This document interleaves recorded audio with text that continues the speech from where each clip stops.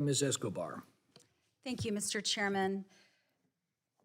I want to speak directly to the American people because it's so important that they understand what is going on here today and why the action that this committee takes will impact every single American in a very negatively consequential way.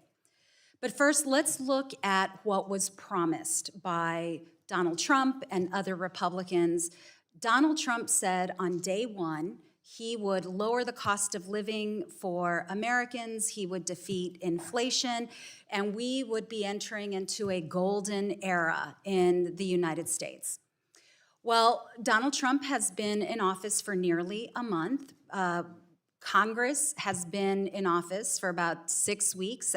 We were sworn in January 3rd.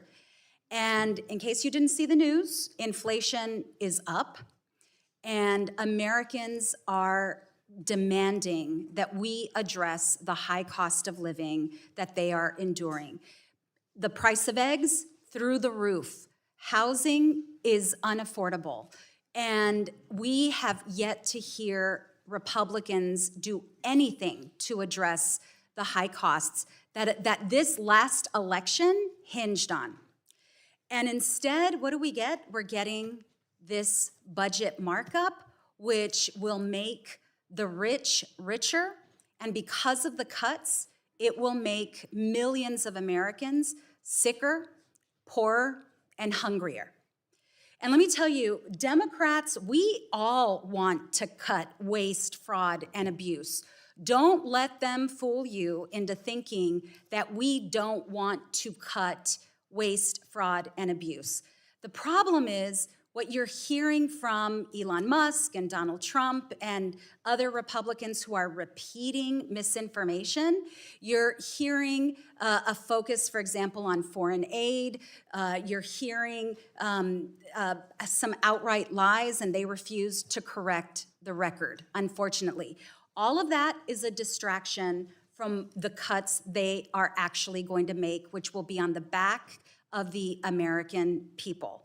And let me tell you, just as a quick example, if Elon Musk or Republicans are interested in some cuts, I don't know if you all saw the headline in the New York Times about the federal government buying $400 million in armored Tesla Cybertrucks. How about we look at that? How about we look at Elon Musk's $19 billion worth of federal contracts? Let's take a look at that. Or how about we take a look at the nearly $800 billion in fossil fuel subsidies that primarily favor the richest people in the world? How about we start with that? But no, in fact, not only are we giving almost $5 trillion in tax cuts to the wealthy, and not only are we not balancing the budget. When they talk about balancing the budget, this will add to our national debt. This will not balance the budget.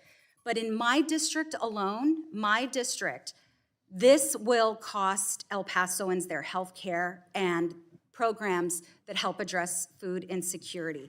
So in El Paso, the district I represent, 130,000 El Pasoans who use Medicaid are at risk of losing their access to health care. In El Paso, over 51,000 members of my community are at risk of going hungry because they will lose their SNAP benefits.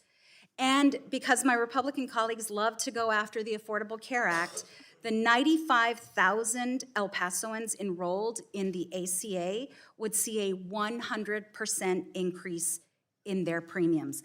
I just had a town hall meeting, a town hall, teletown hall this week.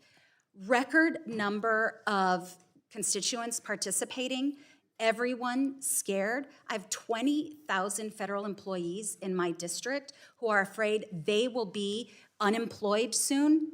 This is not a golden age. This is a betrayal of campaign promises they made, a betrayal of the American people who are demanding help, and for what? So that billionaires like Elon Musk can have another yacht? Another luxury home, another jet.